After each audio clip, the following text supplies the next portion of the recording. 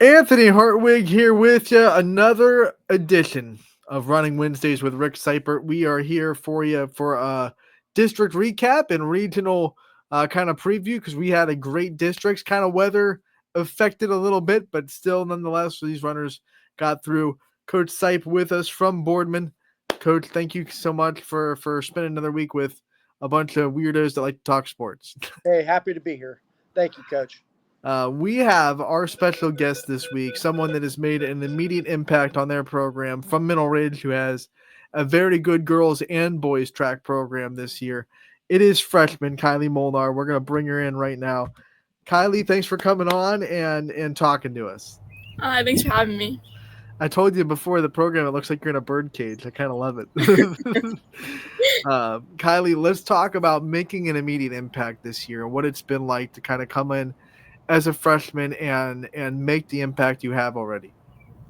It's been honestly really challenging. I mean, there's lots of good athletes all surrounded all near me.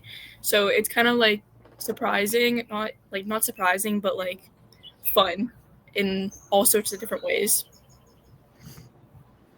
Yeah, it's pretty big to step up and jump into a pretty tough district and make it out to regionals there.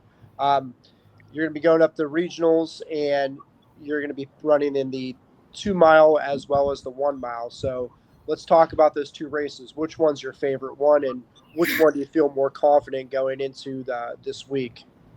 I feel more confident in the 32 for sure. I mean, because for girls like me, for the mile, it's kind of like a sprint. It's all these girls it's so tough to compete against them. But I definitely feel like the 2 mile have more I have more chance getting to state. Yeah, you're right though. That 1600 is turning into more of a sprint event. If you look at some of the professional runners, they're wearing the super shoes, the super spikes, and everybody's just going for it. You did get some experience with some speed work with the 4x4 this year too, though. So that's got to be good for you. You got to be feeling good about it. Yeah, we have a really good 4x4 team this year. I'm excited to see where we go at regionals. You know, we're talking about the mile being more of a sprint run, which blows my mind. But talk about the training that kind of goes into this distance running and how much you've kind of put in work to be one of the top distance runners in the area. There's a lot of work that I put into it. It's like everyday training. Sometimes I don't have the motivation, but we have to get it done. Working out almost 3 times a week, it's challenging to get myself to be motivated, but having someone to be there with me, like my coaches, my other athletes, it's really helped me be able to put in the work and keep me accountable for everything. What's your mileage like as the season goes on? What was your peak mileage during the week this year? About 40 miles. Yeah, I was reading some articles about like some of the elite distance runners in the area or in the nation, and there's some 2 milers across the country that are clipping like 55 to 60 miles a week in their peak training season. So that's good. You're gonna be right on it there for the regional. Yeah, That's just insane to me. 44 miles in a week. I mean, I shudder to hear how much you run just in a year. It'd be ridiculous. It'd be astronomical. What gets you through that though? It's a grinding sport. It's you're pushing your body to the absolute limits. There's times when your body says stop and your mind has to tell it to keep going. What gets you through those moments? just knowing that I'll have a reward for doing all this in the end. Like there will be a reward in the end for doing all this. Like I'll make it to state. Even if I don't, there will be a reward for doing this. It'll all have my rewards at the end, and I just got to remember that. Yeah, just keep pushing for it. I mean, at this point, you got nothing to lose and 3 more years in front of you. So when it gets hard in that race, just say, I got to go for it and get after it. And there are some other local girls that are going to be in that 3,200 there. Abby Castle from Chalkers, pretty darn good. Yeah. Geis from Heartland Christian. I know she was a little injured and banged up this year, but she's making a comeback just in time for the postseason. So you got some good girls to go compete with as you get into it there. It's funny. I just raced her in districts. Yeah, she's a good one. I mean, she's really good. If you like state champions in cross country, she's a good one to talk to. So. But it's good. Our area is going to be very well represented, and you're going to be one of the ones out there that we're going to keep our eye on this weekend here. So can't wait to see what you end up doing here when you get that 32 going.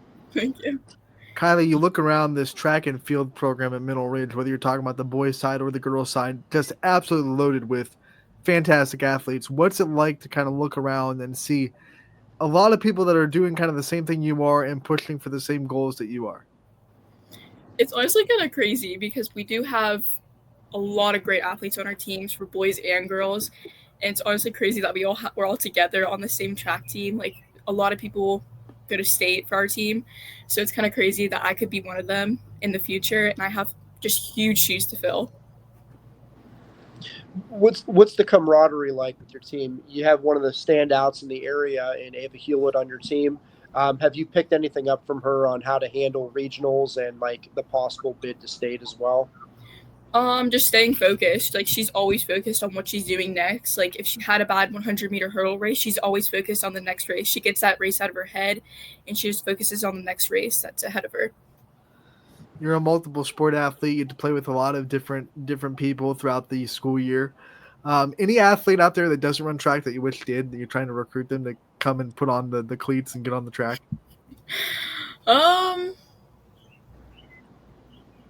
Honestly, I feel like everyone should try it because you never know what you could be good at. Like, I all of a sudden just said, I'm going to try distance running one day, and I happened to be somewhat good at it with no training. So I feel like everyone should just try to see how they do. And yeah. I wonder how that conversation goes. Like, just all of a sudden, like, I'm going to just try to be a distance runner. Like, how does that come up? I just knew I wasn't going to be a sprinter or a jumper, and I was like, I got to do track. I got to see what it's like. And I was like, there's only one thing left for me, and that's distance. That's some grueling events that you got to put into just to try it out. And then eventually you become good at it. And again, 40 plus miles a week there. So it's one of those things where if you don't understand it, people just don't get it, I guess. Yeah. So what's your preparations like this week? You fine tuning everything? Are you sleeping different, eating different? Like, what kind of stuff are you going to be doing to lead into the race this weekend? A big thing for me is my mindset. Like, I got to get my mindset in it. So, like, I'm ready for race day. Like, I got to make sure I go over all the situations in my head. So then when I come to race time, I can just go out and run it like how I should be. Also sleeping though, I need to get my sleep because especially the day before a race, I can never sleep. So getting my sleep in now is important for me. This is obviously your first trip to regional since you're a freshman. What kind of things, I mean, are there butterflies in the stomach or is there anticipation to kind of get the race underway? How are you feeling coming into regionals? This is the first time. Very, very nervous because I know I have these great girls I have to compete against, like Caitlin Clark. She is great. I raced against her in indoor, and just knowing that I have that competition makes me nervous, but also makes me excited that I get to run against all these great competition. Oh yeah, you guys got this. You got to deal with the Smithville Smithies, don't you? We got a tough region. Yeah, your region. I know. I was checking it out this morning, and yeah, that D3 region is pretty insane. But if you're going to be able to get out of that region, I think you guys should be feeling pretty good about your trip going down to Columbus. Yeah. And that's one of those things that I like. We talk about this week to week. Like, you see the same kid, or not the same kids, but the same schools producing athletes. So there's something in the water or something in the training that just works at those programs. So again, like I said, Smithville's got a historically good distance program, as well as the ones that we have in this area. I mean, you're also mixing up with McDonald. Again, Heartland's got a nice program. Chalker's been doing it for a while here. So, I mean, you're up there with some of the big names. So it's very exciting to see what you can do. Well, Coach is sitting there talking about the something in the water. What's in the water at Middle Ridge? That's what we want to know. What makes this? What makes that environment and the program and the coaches kind of producing the talent and the skill that we see in the track programs? I feel like a lot of it is just being one big family. Like, we're all motivated. Like, we all love each other so much, and we all motivate each other. So I feel like it definitely helps us. And it also helps us that we have that big rival school, McDonald, who also has a great track and field team to help get us going and stuff. Yeah, it is. And they're right down the street too. So it's always a nice thing that you guys get to mix it up as much as you get to in those cases. But I mean, it's nice when you have another historically good program right down the street from you. So you always got to be watching and putting your work in, because if you're not, somebody else is going to be doing it that day. So when you're out there, like, again, why is your 32, like, why is that the race that you're going to focus on? I know you said the speed aspect of it, but are you still going to go after it with the 16, or are you going to save it all for the 32? I haven't really figured that out yet. I don't know what we're doing yet, like what I'm planning on doing, because the 32, I think I have a better shot at, just because I have my endurance down and stuff. But it's just like it's one of those things where you have to wait and see who's in it and see what I can do and what I can go against. Like Molnar is definitely going to be one of the biggest competitors out there it's going to be tough to see. Yeah, and that a lot of kids end up doing that at this part too. Like, if they know that they're probably not going to make it out in event A, they go all in and go after event B in those cases. Yeah, so exactly. That's a smart move. That's a veteran move there. So make sure I hope you're happy with everything and it goes the way you want it to in the end. Thank you so much. Kylee, one of the things that we ask all of our runners, what's the favorite training regiment, and maybe the least favorite drill or training regiment that you have to do during a season?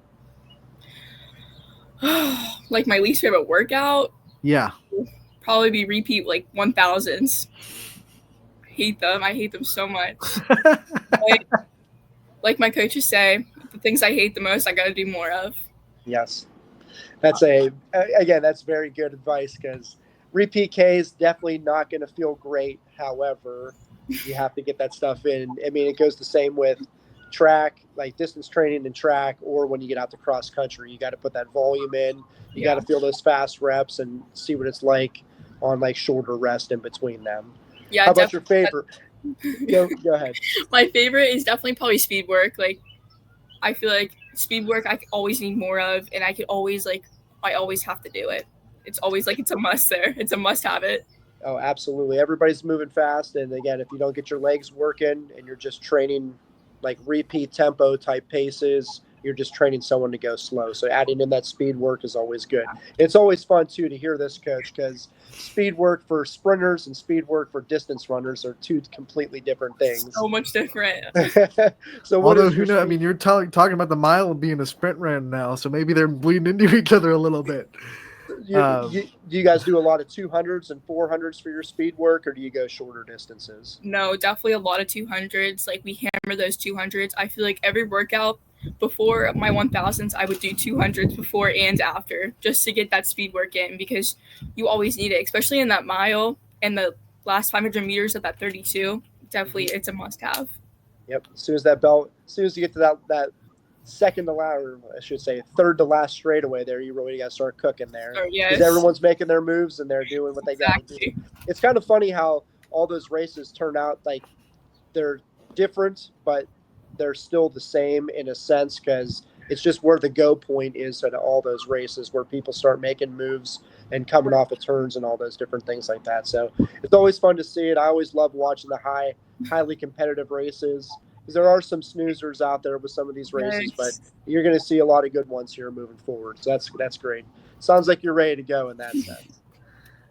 Kylee, you have spent the last season treating your body right, eating right, sleeping right. I'm sure there's going to be a breath of fresh air when it's all said and done. You're able to have some cheat days. What meal are you looking forward to the most when you can finally relax and not have to watch everything you eat? Oh, I really like cookies a lot. Like crumble cookie. Definitely one of my favorites. Something I can't have before I race, because it's just so much sugar in the cookies. It's one of the best things ever, though, and I can't wait to have it when it's all done. So end of the season, you're hitting up crumble, like, yes, a lot of money. Let's go. I love it. That's a good one. I think that's one of the staples with pretty much every track team around here. I remember before we got one in Boardman, we'd always make stops somewhere. Yes. We'd go to a cross country meet in Menor or whatever. You had to get crumble. One of the team parents always used to hook us up with those. That's a good one. When you are like, as the season progressed, like, was there like a moment when you decided, like, hey, this is what I want to do, this is who I am, I am a distance runner, this is what I'm going to identify with as an athlete now? Yeah, I feel like it was the beginning of the year. I kind of ran the 32 just for fun, and I like happened to get a really good time. Almost broke the school record for the first time, and I was like, "Dang, this is really my event. I really got to stick to this." There are people that are so mad right now because you just said that you tried it for fun and almost broke the school record. They're like, "What the heck?" Just naturally talented, naturally talented. One of the things that I want to talk about before we let you go, you've been able to have so much support in your life, and I want you to be able to give shout outs to the people that you know deserve shout outs in your life that have supported you. So, as much time as you want to give some thank yous and shout outs to the people that you know you wouldn't be where you are without. Definitely my mom. My mom, it definitely keeps me accountable for doing my workouts, doing my runs, takes me everywhere. She follows me in her car, makes sure I don't get stolen. It's definitely a fun thing. Are the streets of Mineral Ridge that bad that you're going to get abducted? No, but sometimes I do go to Mill Creek and Oh yeah, absolutely. definitely need some. Don't get stolen at Mill Creek. Oh my God. Kylee, we have loved watching you all season. We are so proud of what you've already been able to do. We wish you the best of luck in regionals. We hope you bring back a lot of hardware and maybe some more school records for fun. Right. Thanks so much. Hey, Thanks good for luck, coming guys. on. We love talking to you and see you real soon. Right. Thank you. Kylee Molnar, maybe one of the best interviews we've had all year, Coach. Yeah, she's funny. I like that. I always like it when the kids can relax and not be like rigid when we're trying to chat with them. It's always a good thing. So she got a good mindset. I think she's going to do very well this weekend. I'll tell you what. If you win at regionals, then crumble cookies on me. All right. Yeah, there you go. I like it. That program, though, I mean, we've talked about Ava Hewlett, it seems like every week because she's just doing amazing things every week. But the program, if you just take the peek under the curtain, Middle Ridge has just nothing but talent, boys and girls. Yeah, they're having a good postseason here, so I'm pretty excited to see how it goes this weekend. We have a ton of representation locally for the D3 schools. Obviously, the area we have more D3 programs than anything, so having that kind of representation. But if you go down the list, I think I counted maybe of the 34 events between boys and girls. I think I counted 20 different Mineral Ridge representation with all those events. So 20 out of 34 isn't too bad for that program there. So I'm really looking forward to seeing what they can do. Obviously, Hewlett in the hurdles, Wilson in the hurdles for the girls. I mean, they have throwers, they have distance runners, they have relays, they have a little bit of everything. So I think they're going to have a nice weekend there. And again, all bets are off. Anybody can make a state at this point. You just have to go out there and compete. We will be fighting a little bit of weather for the D1 folks and the D3 folks on Wednesday tomorrow.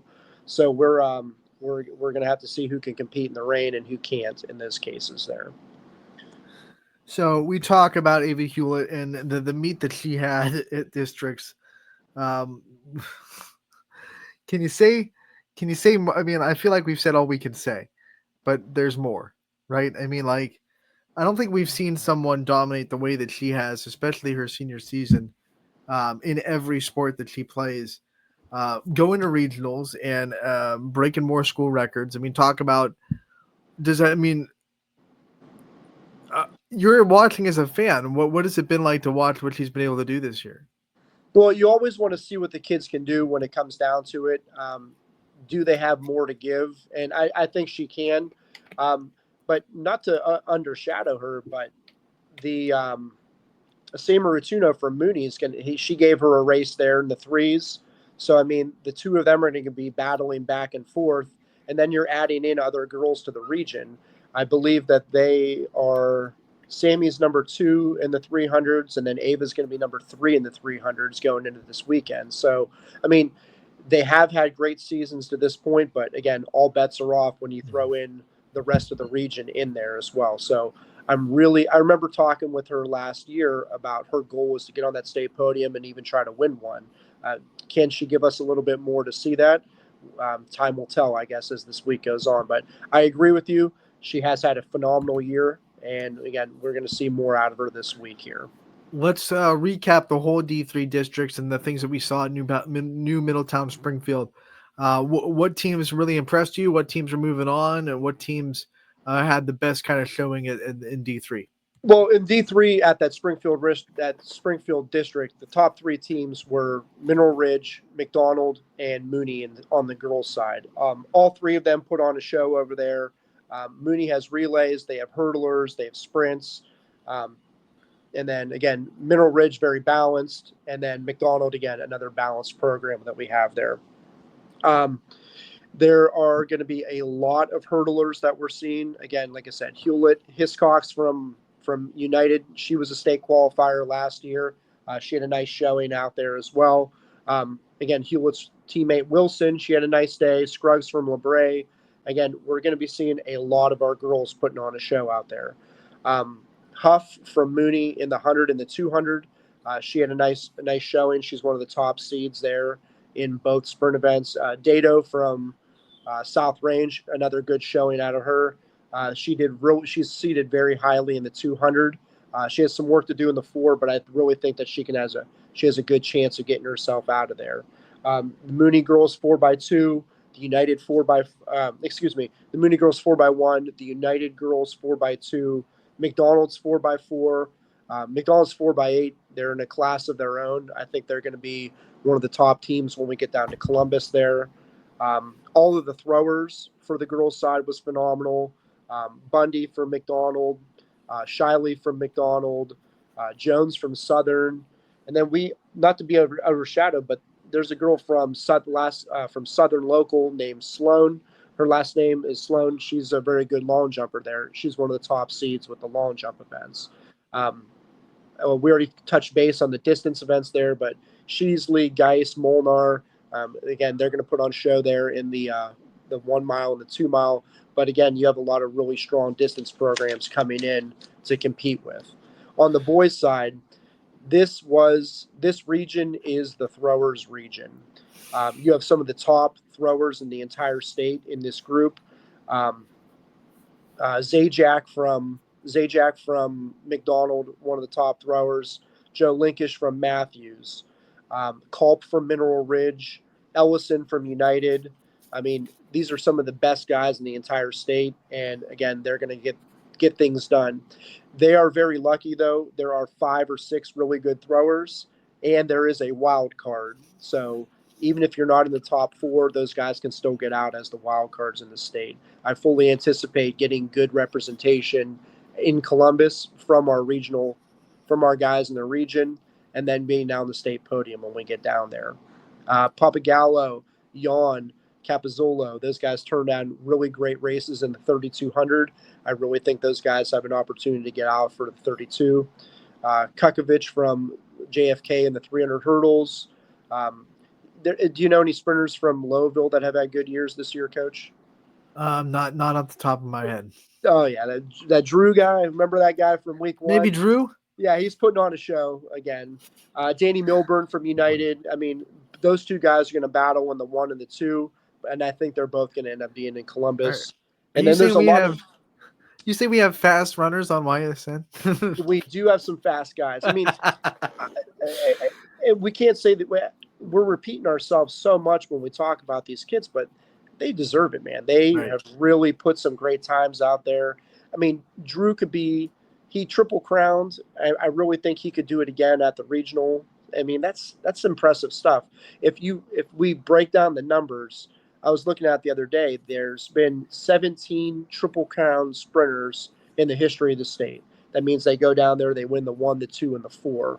And ironically, 2 of them, like small schools that you wouldn't think of, but 2 of them went to LeBray, and 1 of them was from Newton Falls as well. So 3 out of the 17 Triple Crown sprinters in the history of the state are from Trumbull County there. So it's kind of cool. And Drew could have an opportunity to do the same thing as well. His 100 is good. His 200 is good. His 400 is good. He's going to be in the mix down there. It's just, do you have the stamina? Do you recover well?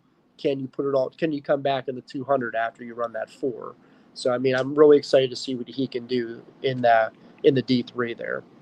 But I mean, like, we have some solid representation out of our D3 programs in the area. There's a lot to be proud of, and if you're a track and field fan, keep your eye on the D3 stuff because we're going to have an enormous amount of representation out of our D3 programs.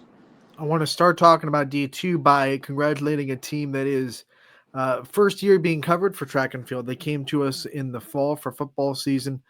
Perry Pirates winning the D2 district on the girls' side, finishing fourth on the boys' side. But I was looking at the way they won the field competitions for Perry, the pole vault and the throwing and the discus. Yeah. The really strong performances from Perry in that. So Perry Pirates district champs, they'll be coming down to Austin Town, and then the boys finished fourth. But let's talk about D2 as a whole and some of the things that we saw in the Division 2. Yeah, Perry's very strong there. That thrower that you were talking about is a freshman as well. I believe when she was throwing, I think she hit it at final feather. It was like one of the top throws in the country last season as an 8th grader. So, I mean, when you add in those solid field events, especially pole vaulters, if you have good pole vaulters, like regional bound pole vaulters, you essentially have a superpower for your track team to go to big meets. So Perry did it right. They have all those field events locked up, throws, vault, jumps. I mean, they're doing really good things there.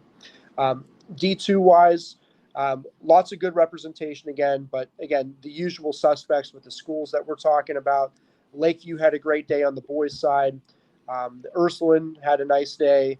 Girard, Poland, Salem. I mean, again, it's the schools that we talk about every single week, just putting different things together out there.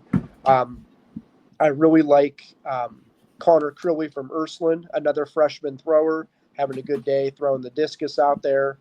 And then the hurdler from Ursuline, Starghill, he's had a good season in the high hurdles and the 300 hurdles. Troy Combs from South Range, Desire Hunter from Girard, Josh Mayhew from Salem. Again, household names that we've talked about several times this year. All these kids are getting it done, and they're doing good things. Emmett Slaybach from South Range, he was on the state podium last year. He got out in the mile and the 2 mile, so again, it'll be exciting to see what he's able to do when we get down to it with the boys on that side. D2 girls, very strong showing as well. The Girard girls 4x1 was very good. The Salem girls 4x4 was good. Salem girls 4x8, phenomenal times as well for them. Again, we're going to see a lot of good things out of them. Now, a couple of different locations for what these regions look like. I know Canfield is going down to Lexington, and the other one's over in, I think, North Royalton as well. So these two D2 programs got a lot of work to do with where they're going. And just like we've been saying, when you get to the regional level, it gets very hard very quickly. So these kids are going to have to work very hard, put everything into it to get down to state. D2 has gotten significantly better as the year went on. I wasn't sure how the marks were looking, and then all of a sudden, boom, they got really good really fast. Let me think. Maggie Hall from Salem. Again, they're all pretty good. They're all pretty good with what they do down there in Salem. They also have Gorby high jumping. They have a strong long jumper in Sampson. I mean, again, we're going to see good representation out of these teams when we get down to state at the D2 level as well. We got to talk to Hall and Hopple last year, the Killer H's Yeah. from Salem. Those two is just they're a dynamic duo doing it again in Division 2. It's funny that we have some local teams going far away, and then Perry, who's not local to us but a YSN team, coming down to Austin Town. So everyone's traveling a little bit. Yeah, the OHSAA, or they we're going to 5 divisions next year, and they kind of revamped a few things early for whatever reason. I mean, something that wasn't broke, they decided to break and change a little bit. But like for D1, we are bringing in a district from Hilliard. So tomorrow we're going to see Gahanna Lincoln. We're going to see Westerville South. We're going to see Lancaster, Delaware Hayes. These are teams that we usually would not see until Columbus, but all of a sudden, here they are in our region tomorrow. And Columbus schools, they are really bringing it. Some of their, like, Solon's been one of the best teams I've seen all season. And I'm like, wow, that's a team that could make a run at the regional. I don't think they even have a chance now that we're bringing in some of these Columbus schools. Like, they ran away with the district, but again, they're going to be dwarfed by some of the performances that we're going to see. I'm really hoping it's nice weather just because I like seeing good track when I'm out there, and we're going to see some phenomenal athletes coming down the line from those Columbus schools. Well, it's a perfect segue to start. We have to recap D1 districts. We did D3, D2. Let's get to D1 and some of the highlights that we saw from districts from the YSN teams in D1.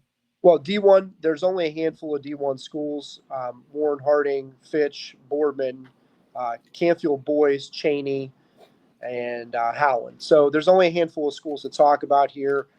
Some of the things that stood out to me, and some of the kids I think are going to do, they're seated highly at the regional. Solly from Fitch in the 800, he's seated second. I'm really excited to see him. Nice kid. I'm really hoping he makes his run down to state. James Mitchell from Boardman, he's seated third in the shot put. Megan Vadis and Sarah Barrow in shot, and Vadis and Barrow in discus as well. Lily Eisen from Boardman, she's seated sixth in shot put. And then we go down through the line. Braden Bryant from Fitch, Deontay Stallings from Fitch, Clink Scale and Hunter from Fitch. All their hurdlers got through. I'm excited and happy for all of them. Olivia Brady from Boardman, David Del Torio from Boardman. Both Fitch 4x1s made it through. I think they both have a pretty good chance of getting out. But again, at this point in time, anything can happen. I really hope the best for all these kids. I want to see what they can do. And then another freshman thrower, Keelan Halcomb from Canfield. He's seated seventh in the discus. He had a nice PR there at the district meet. He went 156. I mean, he's got the tools. He's long, he's lean, he's strong. And again, freshmen, sometimes you don't get the gravity of the situation. I'm hoping he can go out there and just throw nice and loose and represent the area once again. And before we get out of here, let's just preview regionals. We have regionals coming up. The next time we talk, we'll be talking about runners that are going to Columbus officially. Hopefully a lot of them from the YSN family. What is it kind of going to take to get these teams and runners into state in Columbus? Well, again, we've talked about some of these kids the entire season and as well as their programs. I genuinely think that all of them are very well coached. It's just going to come down to, are their mindsets right? Are they focused? Is the hoopla with the end of the school year getting to anybody a little bit? If you can overcome all of the distractions and all those different variables, I really think we're going to see a lot of our kids going down to Columbus. We do have the number one seed with several events, so that's always very exciting. So I know we're going to have a lot of kids that we can talk about next week as well. So fight the weather, survive, advance. Top 8 from Wednesday go to Friday. Top 4 from Friday go on to next week. So let's just see what we can do and see how this all shakes out. For a lot of these seniors, they've already graduated. What's that like to be done with high school, but still have some work to do on the track? That's a big thing because there's so many different distractions that happen at this time of year. Like with track, it's classified as an individual sport. So you might be the only kid that's still active in your team, and you have to fight off, well, there's this graduation party, there's the senior stroll, there's the walkthrough, there's the clap out, there's all these other things that can be happening that you could be doing instead of that.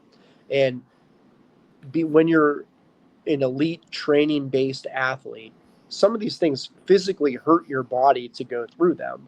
So would you rather go to a grad party and eat some crumble cookies, or would you rather go run 5 miles and feel lactic acid in your legs for a little bit? I mean, would you rather hit the weight room and hit 10 sets of power cleans? Would you rather go to the ring and throw some discs on this day? I mean, there's so many different things that you can do, and there's again so many distractions out there. So I'm really hoping all these athletes are focused, healthy, have the right mindsets, and they're ready to go.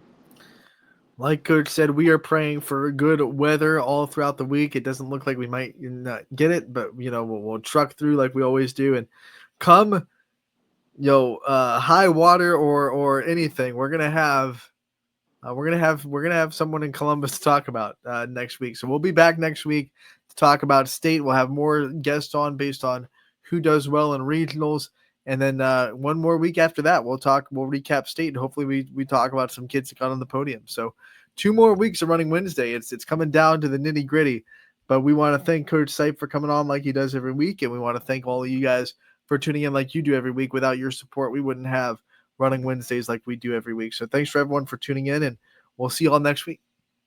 All right, Coach.